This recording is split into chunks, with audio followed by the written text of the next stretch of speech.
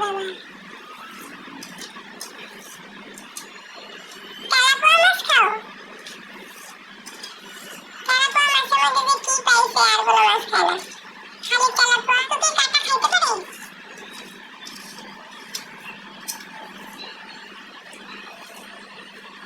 এত ভাত সব ছয় পাগলায় খেয়ে ফেলবে। ছয় ঠান্ডা, আমাদের ছয় ঠান্ডা। এটা আমাদের কপিল, এটা হচ্ছে আমাদের কপিল। দেখি কপিল, কপিলা লাউ কপিল আসছে।